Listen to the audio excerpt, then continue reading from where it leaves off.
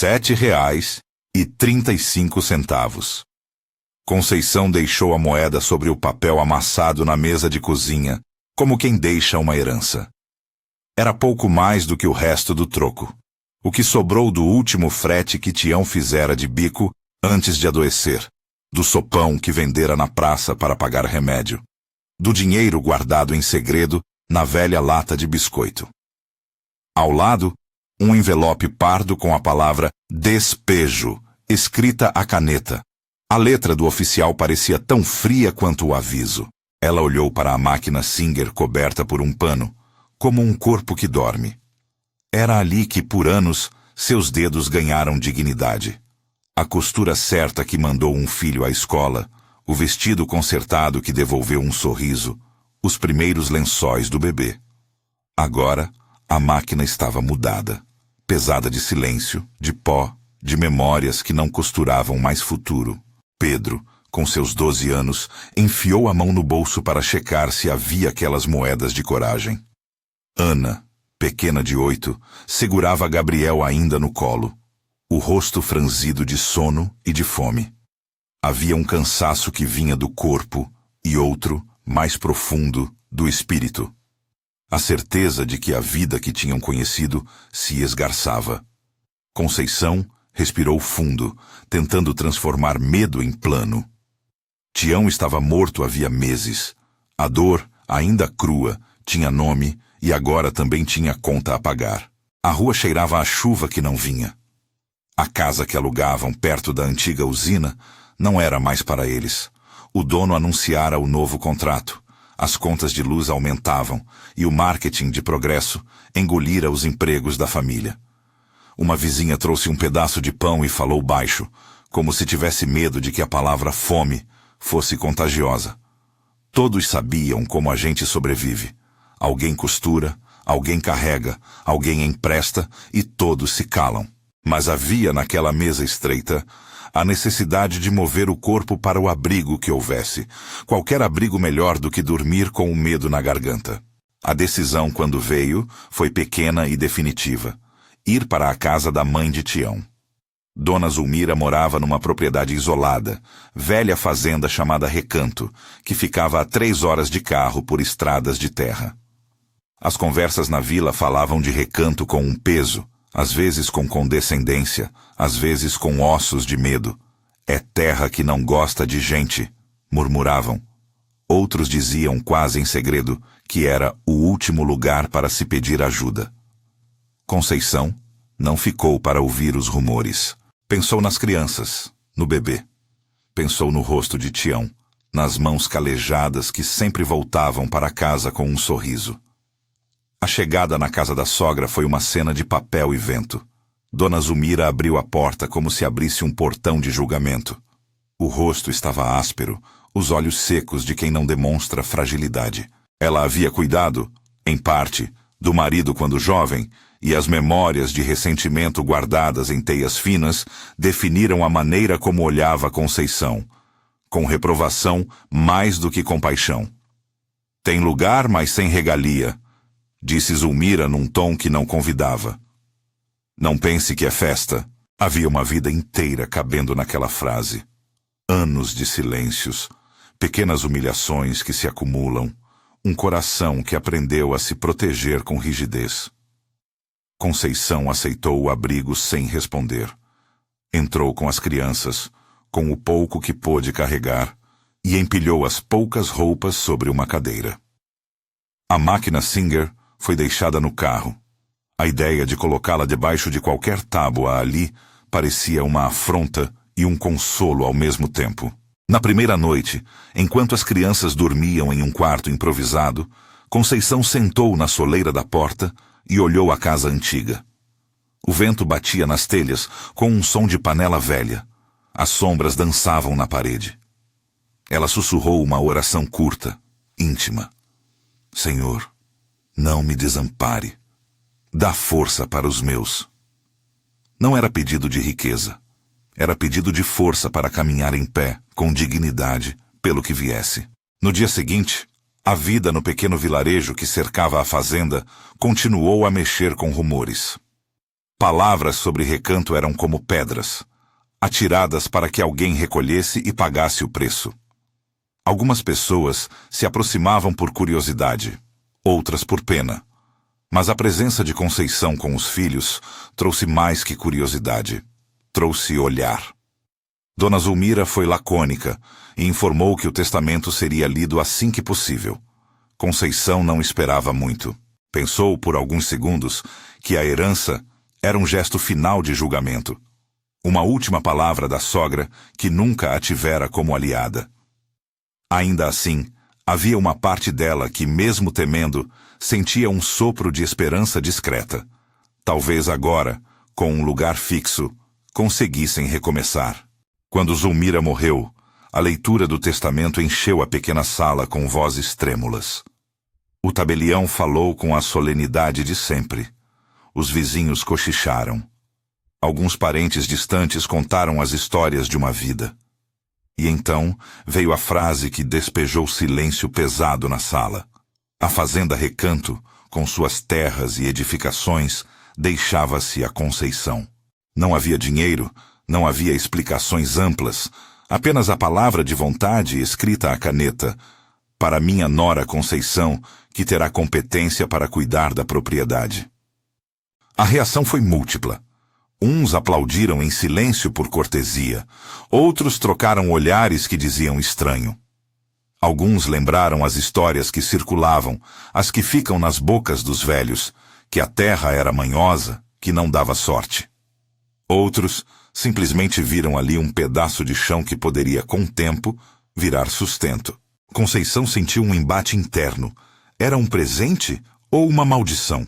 Era um sacrifício dos mortos? Era a última tentativa de alguém de fechar sua vida com uma aparência de justiça? Ela não tinha respostas.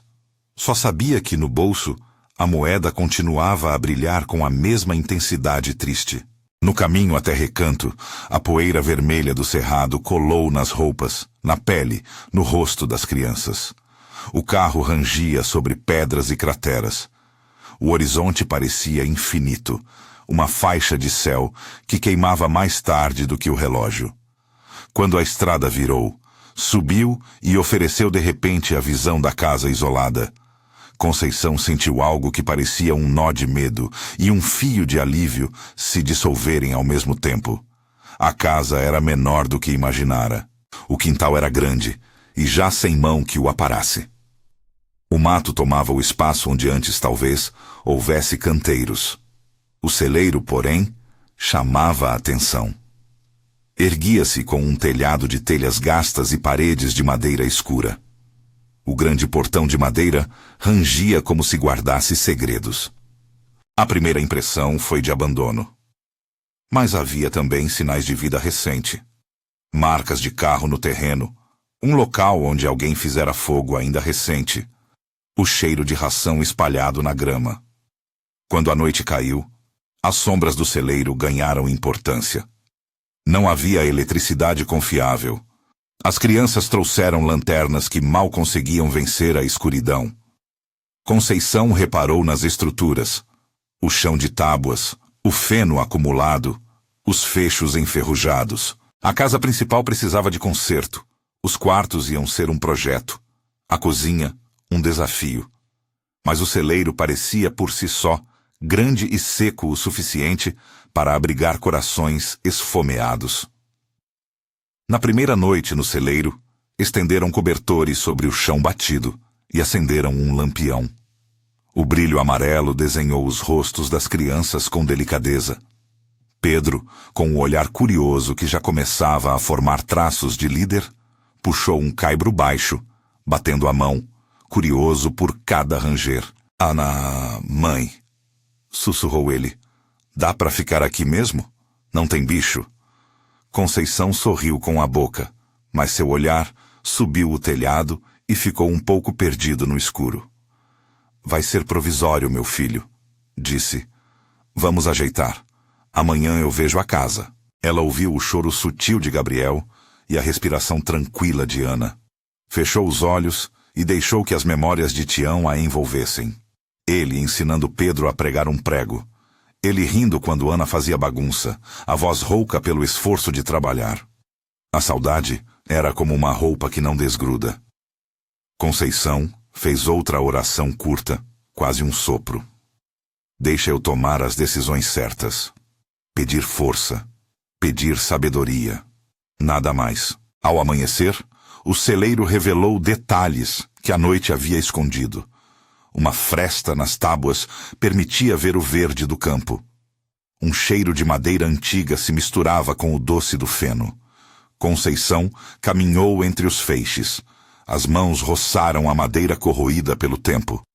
Pedro explorava como um pequeno vigia. Seus dedos encontraram uma tábua que parecia menos firme. Ele batucou, ouviu um som oco e sorriu. A alegria simples da descoberta. Ana, entretida com um fio de palha, colhia algumas flores estranhas, pequenas e resistentes, que nasciam na margem do estrume. No fundo do celeiro havia um recanto mais escuro, protegido por caixas empilhadas. Um cheiro de papel velho veio de lá, como se algo tivesse sido guardado e esquecido. Pedro puxou uma caixa. O poeira levantou como um pequeno céu cinzento. Dentro havia ferramentas antigas, um lampião quebrado e, por baixo de um pano surrado, algo com formato de baú. Era pequeno, coberto por couro ressecado, com fechos de metal.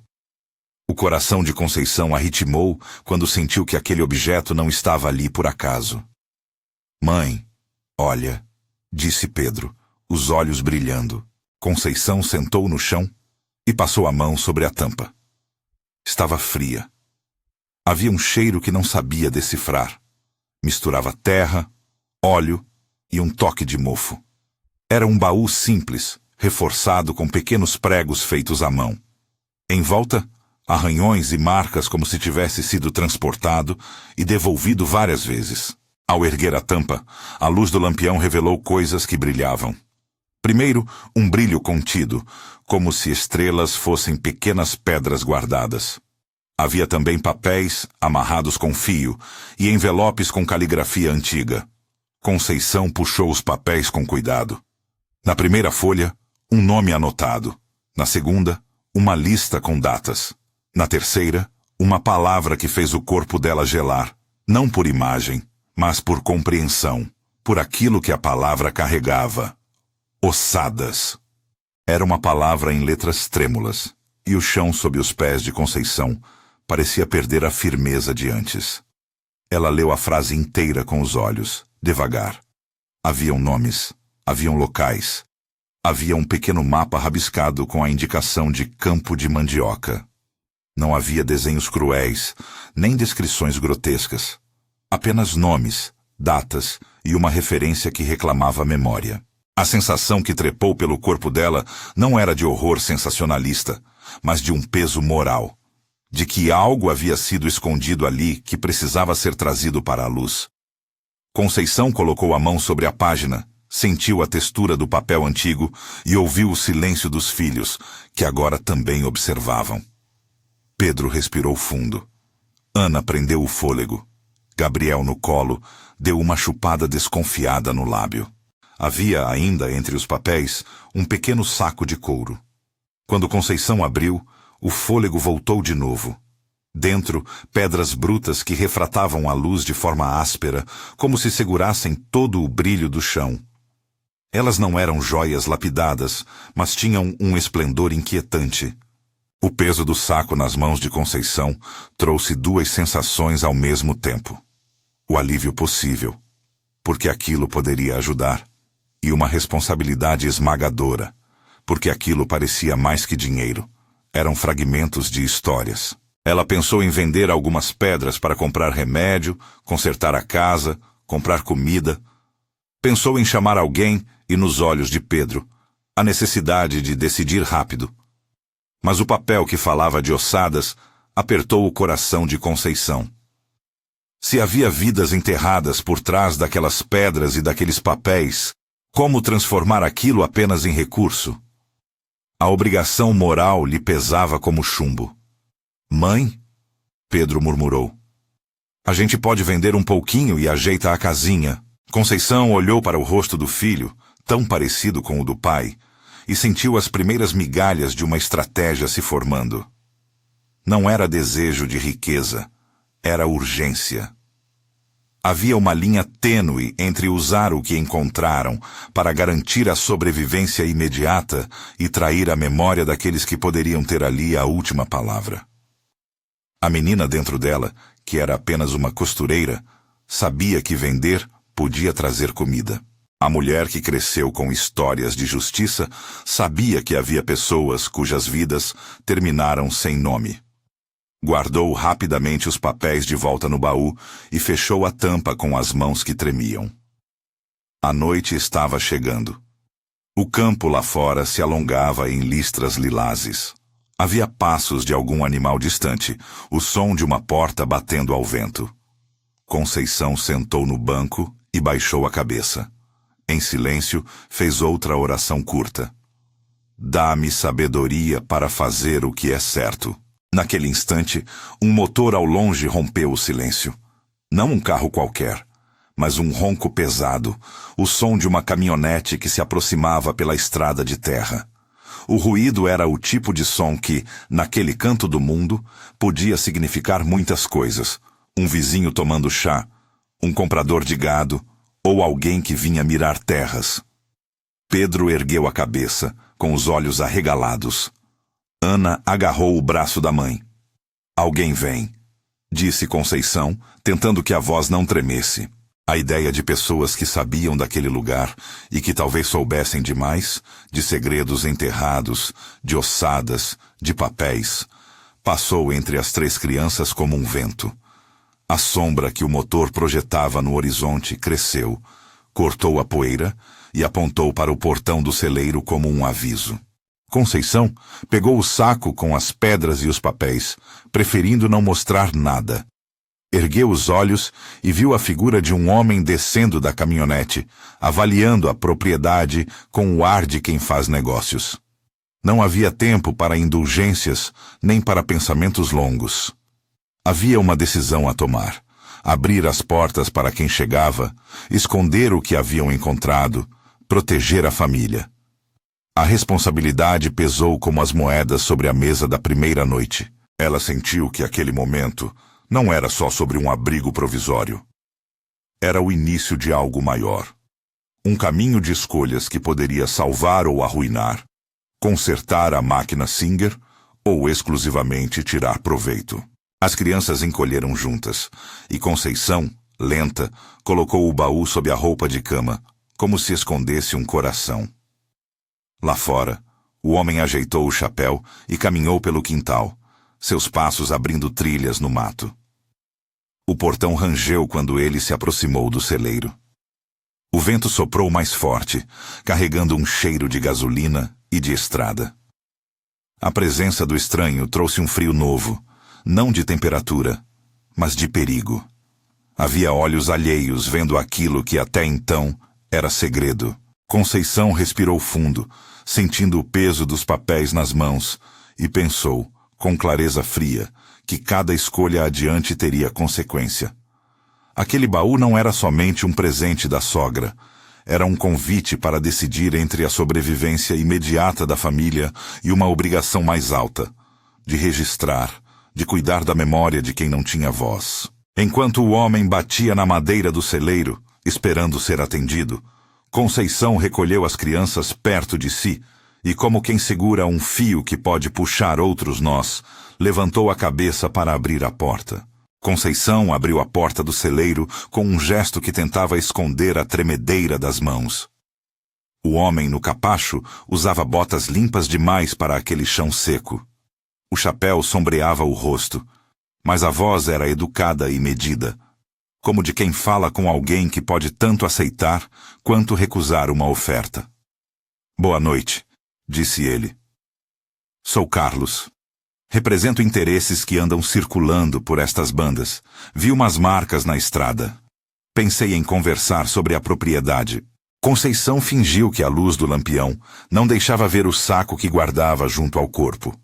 O baú permanecia escondido sob alguns cobertores.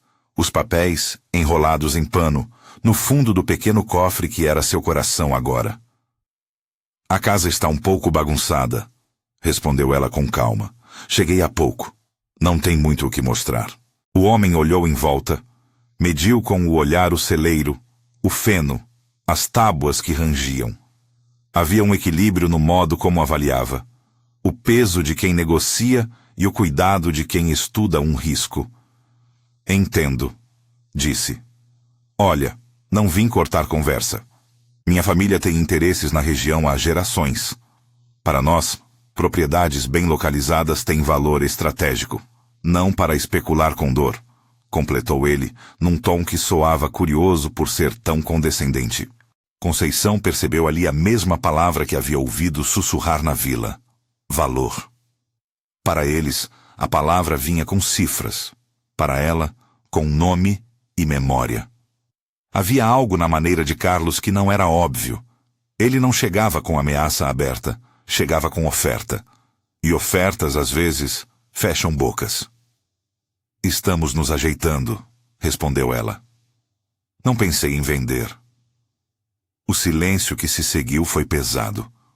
O homem inclinou a cabeça, como quem pondera uma resposta pronta. Às vezes, vender é a forma mais rápida de garantia, disse. Dinheiro agora, para consertar casa, comida para as crianças. Posso ser objetivo. Ofereço um valor que resolve suas urgências. Pedro apertou a mão da mãe debaixo da manta. Ana encostou a cabeça no braço da mãe, com os olhos grandes. Gabriel murmurava no sono. Conceição ouviu a oferta como aquilo que era, tentadora e direta. Sabia que, com uma venda, as contas sumiriam, a casa poderia se ajeitar. Sabia também que alguns tesouros não existem só por seu valor em mercado. Não é só meu. Ela começou, e a voz tremeu tentando firmeza. É de quem não pôde falar, não sei se posso. E não quis dizer vender. O homem assentiu, como quem anota mais um detalhe. Antes de se despedir, deixou um cartão com número e um recado educado. Pense com calma. Foi embora sem pressa, a caminhonete recuando nas pedras, levantando um arco de poeira que se ficou no ar como uma advertência.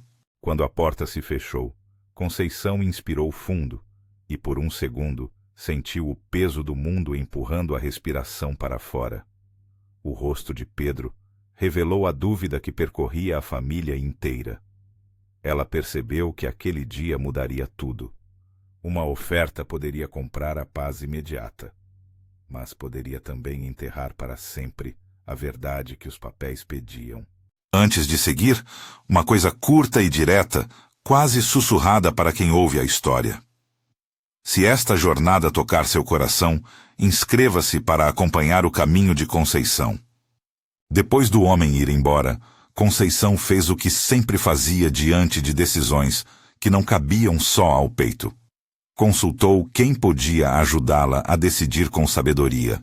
Lembrou-se de seu Juvenal, vizinho das antigas, homem de mãos firmes, conhecimento da estrada e respeito da vila. Mandou Pedro ir até a casa dele buscar presença. O menino foi correndo, como quem leva notícia boa e ruim ao mesmo tempo. Juvenal veio naquela tarde com um saco de mandioca sobre o ombro e um olhar que já conhecia as dores do mundo. Sentou no degrau do celeiro, olhou para a noite e por fim perguntou sem rodeios. "O que tem aí, Conceição?" Ela contou em voz baixa o lugar do baú, a palavra ossadas, as pedras. Juvenal escutou. Contou os acontecimentos da sua vida, as perdas e as pequenas alegrias.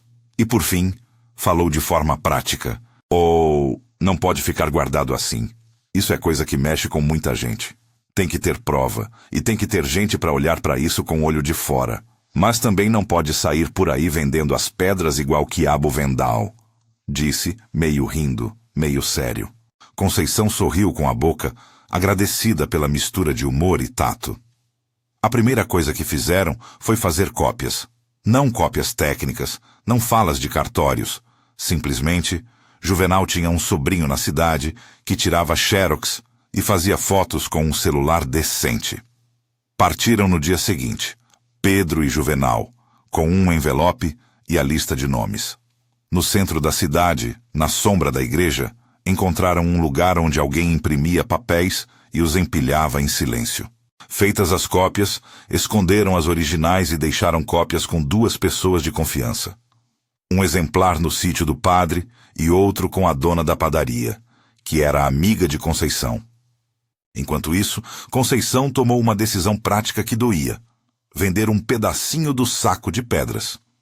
Não era por avareza, era para comprar remédio, consertar uma porta e garantir que, pelo menos por alguns meses, as crianças tivessem uma mesa decente.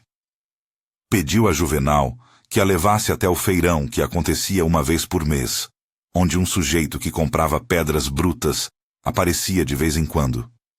Ela não sabia o preço justo, nem pretendia enriquecer. Recebeu o que recebeu e trouxe o dinheiro com uma estranheza no gosto. Foi o que chamou de sangue por pão, um pequeno pagamento que mantinha a família viva, mas que a fez olhar para o saco que sobrava com respeito e remorso. Nos dias que se seguiram, a notícia do baú correu a vila como fogo em palha seca. Houve olhares de curiosidade, de preocupação e de cobiça. E chegaram também vozes mais perigosas. Representantes da família grande da região, aqueles que tinham poder mais antigo que lei, começaram a circular, perguntando, conversando, oferecendo um tipo de gentileza que vinha com contrato. Conceição sentia o peso, mas encontrou gente que tomou partido dela. A dona da padaria, que emprestou farinha sem cobrar, o padre, que ofereceu ajuda moral e um pouco de comida, e uma rede pequena, mas firme, de vizinhos que sabiam que por baixo da poeira havia algo que precisava ser trazido à luz. Foi então que Dr. Martins entrou na cena. Uma conhecida de Conceição, que trabalhara em projetos sociais na cidade, ouviu falar do caso e recomendou o jovem advogado. Ele chegou com atenção, um bloco de notas e um respeito claro pela dor que aquelas folhas carregavam. Dr. Martins olhou para os documentos, não para tentar descobrir um caminho de fama, mas para traçar um caminho de segurança. Primeiro passo, disse ele, é proteger as provas. Não permita que alguém leve o original. Segundo, temos que levar a informação às instâncias certas, à Comissão de Direitos Humanos e à autoridade competente. E terceiro, não vamos escancarar tudo para a imprensa sem proteção. Abre-se um processo com prudência. Conceição ouviu cada palavra como se fossem tábuas firmes para apoiar os pés.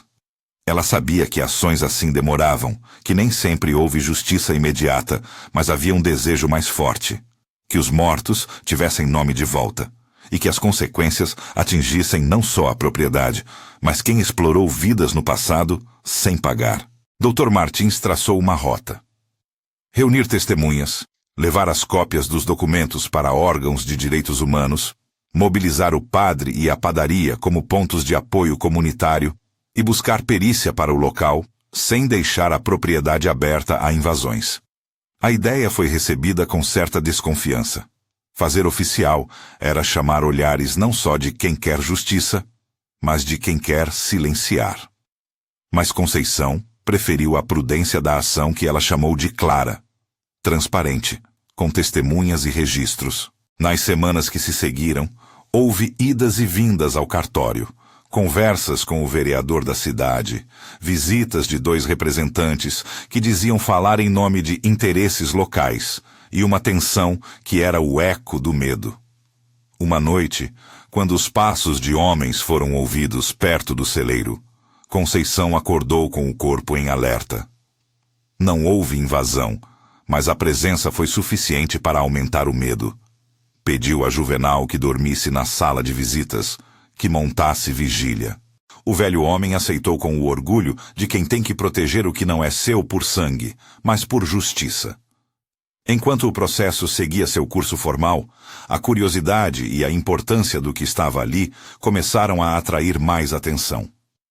Um repórter de um jornal regional apareceu, mas com tato. Queria ouvir, não espetacularizar. Escreveram sobre nomes e datas, sobre um mapa que apontava para um campo de mandioca, em que moradores de outrora eram enterrados sem direito a memoriais. O repórter sugeriu contato com pesquisadores, e em pouco tempo, um pequeno grupo de peritos, arqueólogos ligados a uma universidade, veio até o recanto. Trabalharam com respeito e com a presença de representantes legais. Havia cerimônia no modo como cavaram, silêncio no modo como cobriram cada pedaço de chão, e um trabalho de identificação que não aceitava o espetáculo. Quando os primeiros restos foram localizados, a vila inteira parecia conter a respiração. Conceição, sob um lenço no ombro, permaneceu firme. Havia dor, sim, pelas vidas que ali terminavam com nomes talvez esquecidos. Havia também a convicção de que reconhecer era o primeiro passo para honrar. As exumações foram feitas com contornos de cuidado, com a cidade notificando as famílias, com a igreja oferecendo um espaço para lamentos e para lembranças. Ninguém ali quis transformar a cena em pasto de curiosidade. Pelo contrário, a comunidade formou um cordão de respeito. Foto alguma foi feita para publicar. Não era espetáculo. A presença dos peritos atraiu também as atenções que Conceição temia. Logo, as notícias chegaram aos ouvidos dos homens com interesses na região. Carlos Mendonça, assim o chamavam na vila, o homem do primeiro encontro, passou a frequentar a estrada com olhares mais calculados. Houve ofícios, reuniões e até uma visita do prefeito, que se mostrou preocupado com o impacto social de uma investigação. Havia uma pressão política, de todo modo expectável. Quando se toca em estruturas que se beneficiaram do silêncio, há sempre quem tente maneirar o processo. O enfrentamento maior veio numa tarde de calor seco, quando um oficial da tal mineradora, acompanhado por um advogado de terno escuro, veio com papéis numa pasta e um sorriso que não tocava os olhos. Ofereceram um acordo. A empresa reconheceria em nota pública que houve procedimentos inadequados no passado e faria uma doação para a comunidade local, se Conceição aceitasse vender a fazenda. Havia todo um discurso ensaiado sobre responsabilidade social. Conceição sentiu as mãos suarem. À sua volta, havia gente que via na doação uma maneira de reconstruir casas, comprar gás, trazer remédio. Havia também quem visse na doação uma tentativa de enterrar o passado com notas fiscais. Dr. Martins, sempre calmo, deixou a proposta registrada, pediu prazo, disse que levaria o caso adiante pelas vias certas. Para muitos, seu gesto foi de coragem. Para outros, gesto arriscado. O primeiro grande momento de tensão aconteceu quando a mineradora tentou, por meio de pressão, retirar as cópias originais que Juvenal havia deixado com o padre e na padaria. Recorreu a influências, e por uma noite os passos de homens desconhecidos passaram a rondar a rua principal. Foi então que a comunidade mostrou sua face mais forte. Os vizinhos, a dona da padaria, o grupo de mulheres que costurava na praça, todos se juntaram em vigília. Não como gesto de confronto violento, mas como demonstração de presença civil. Quando os homens perceberam que o local vibrava de gente e que havia olhos, recuaram. A tática de Conceição e de Dr. Martins passou a ser dupla: preservar provas e, ao mesmo tempo, tornar o caso público de forma cuidadosa. Enviaram cópias dos documentos para a Comissão de Direitos Humanos, pediram audiência na Câmara Municipal e fizeram contato com uma ONG que trabalhava com memória histórica. A articulação trouxe atenção de fora. Advogados especializados, jornalistas comprometidos com ética e pesquisadores dispostos a dar voz às vítimas. A presença de observadores externos funcionou como proteção contra tentativas de intimidação. Ainda assim, houve noite em que a caminhonete voltou, desta vez com faróis que cortavam o escuro. Havia uma sensação real de perigo. Por trás de ofertas e discursos, pairava a possibilidade de retaliação. Conceição sentiu medo concreto. Era um medo com nome, medo de perder a vida, medo pelos filhos. Pediu que Gabriel dormisse mais perto, que Pedro não fosse sozinho para a cidade. Fez outra oração curta. Protege a gente, por favor. Era uma palavra pequena, mas que a ajudou a respirar. A ocasião derradeira do clímax trouxe tudo junto. Uma reunião improvisada no salão da igreja, a presença da imprensa local, o advogado da mineradora com papéis, e um acordo proposto, e uma proclamação pública de Conceição. Ela se levantou, com o corpo ainda marcado pela fadiga, e falou com voz baixa, mas firme. Não é sobre vender ou não vender, disse ela àqueles que ouviam. É sobre lembrar. É sobre dizer nomes. É sobre não deixar que vidas tenham sido apagadas para que alguém ganhe. Vocês me oferecem doações, e há quem precise, eu sei. Mas não aceito que o preço disso seja o silêncio. Se querem fazer reparação, que seja feita diante das famílias e com verdade. O advogado da mineradora fez um gesto sintético, de alguém que já ouvira palavras assim antes. Mas, ao mesmo tempo, havia nos olhos do representante a medida das consequências. Tornar aquilo público implicaria em investigações que poderiam trazer complicações. Dr. Martins, estrategicamente, havia protocolado a denúncia formal antes da reunião, e as instituições começaram a se mover com certa urgência. Havia agora uma linha temporal que dificultava uma compra silenciosa. Numa noite tensa, quando homens foram vistos tentando entrar sem permissão nas dependências da fazenda, a polícia apareceu. Não como um milagre, mas na sequência das medidas legais tomadas. Houve um confronto de palavras. Não houve violência física explícita, porque a presença das autoridades e a visibilidade do caso tornaram qualquer ação brusca perigosa demais para quem a patrocinava. A tensão se dissolveu em negociações. A mineradora propôs colaboração formal na investigação, a Comissão de Direitos Humanos exigiu abertura de inquérito e o município se comprometeu a apoiar a identificação das vítimas. Os passos processuais não foram instantâneos. Meses de análises, laudos e audiências vieram depois. Houveram recuos, protocolos e também medidas que demonstraram que existira alguma forma de responsabilização possível.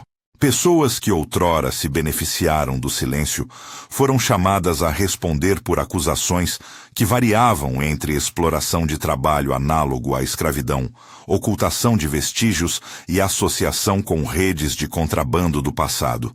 Tudo alegado e a ser apurado, não narrado como sentença final. A narrativa da vila mudou. O recanto, que antes era visto como terra que não gostava de gente, passou a ser lugar de investigação e lentamente transformou-se num local de reparação. Enquanto o processo corria, a vida cotidiana precisava acontecer. Conceição investiu o dinheiro que havia conseguido com a venda discreta de uma pedra em consertar telhas, uma janela, comprar remédio. Colocou o resto em um envelope escondido. Juntamente, com a ajuda de um vizinho marceneiro, ajeitaram a máquina Singer. O homem que consertou a máquina foi o mesmo que havia aprendido com Tião, e ao devolver o bom funcionamento ao pedal e à agulha, trouxe lágrimas aos olhos de Conceição. Uma pequena vitória que significava dignidade reimplantada. Ela começou a costurar novamente, e o som da máquina, antes adormecida sob o pano, voltou a encher a casa. Notas curtas de centro, melodias domésticas que mantêm uma família em pé. A reconstrução da casa não foi só material. Com o auxílio de recursos de reparação e de uma fila de doações vindas de pessoas sensibilizadas com a história, ergueram uma varanda, ajeitaram um quarto para as crianças, plantaram um canteiro de hortaliças que alimentou a família e também se transformou em projeto de trabalho para outras mulheres da região. Conceição não queria só ser dona de uma fazenda. Quis que o recanto fosse um lugar de novo sentido, trabalho digno e memória. Abriu uma pequena oficina, onde ensinava a costura a vizinhas, e logo o som das máquinas combinou com o riso que volta ao rosto de quem ganha autonomia. A justiça, quando veio em forma de medidas, não foi perfeita nem total. Houve pessoas responsabilizadas, sanções administrativas e o reconhecimento público do que fora encoberto em tempos passados. A mineradora precisou firmar compromissos. Pagou por um projeto de memorial e apoio às famílias das vítimas.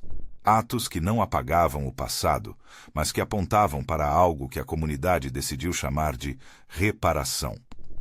A cidade estabeleceu um programa de memória que incluía a construção de um pequeno memorial no campo de Mandioca. Um espaço simples com placas, flores e bancos, onde os nomes conhecidos pudessem ser lidos em voz alta. A cerimônia de inauguração foi um momento de lágrimas contidas e mãos dadas. Conceição foi convidada a falar no dia da inauguração.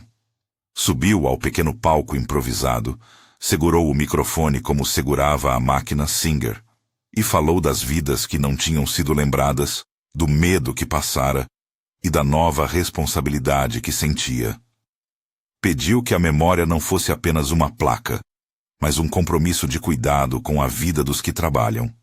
Uma defesa concreta contra a exploração. No final, quando os primeiros cravos foram plantados em volta do memorial, ela tocou a terra com as mãos, como quem sela um pacto.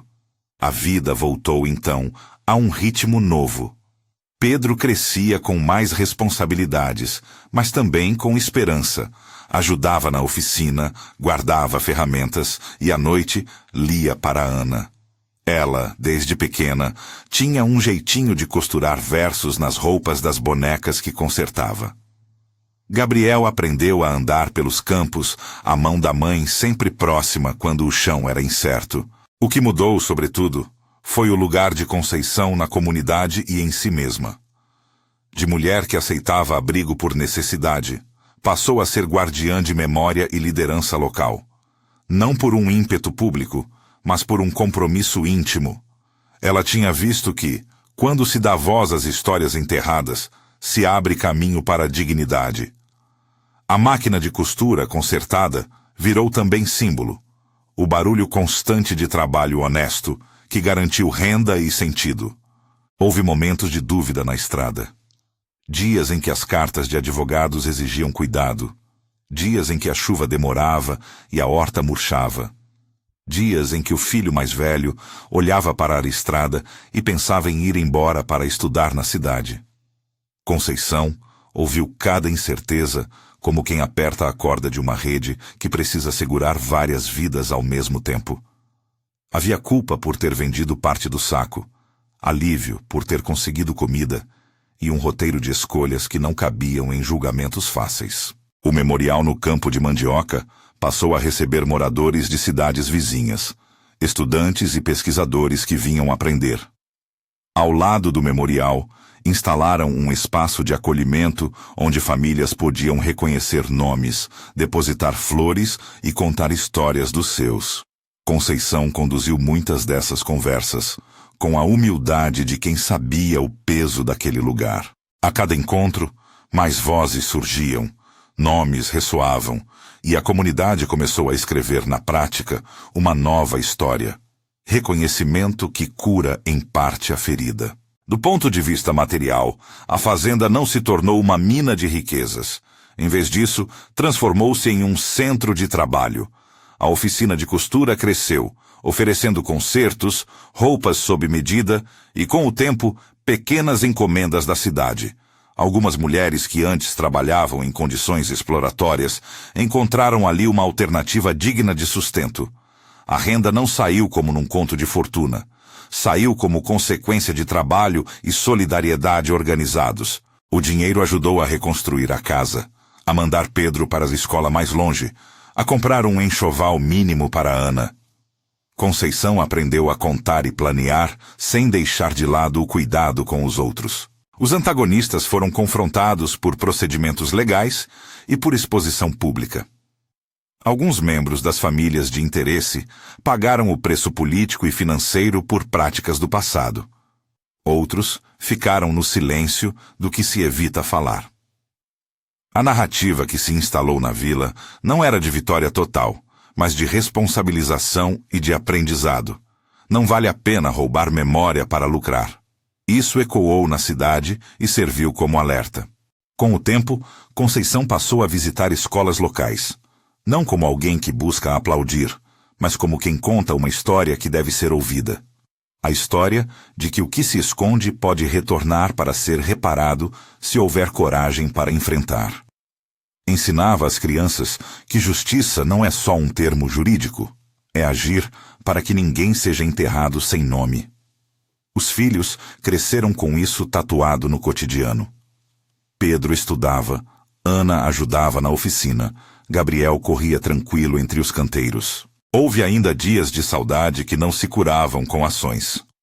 No silêncio da noite, Conceição olhava para a Singer e lembrava de Tião. Sua voz, seu jeito de ensinar as crianças, os fretes que ele fazia para juntar migalhas. Às vezes, pegava uma peça e costurava com a imagem dele na mente, como quem costura lembrança em tecido. Em outras noites, orava. Obrigada por me segurar. Dá-me coragem para cuidar do que encontrei.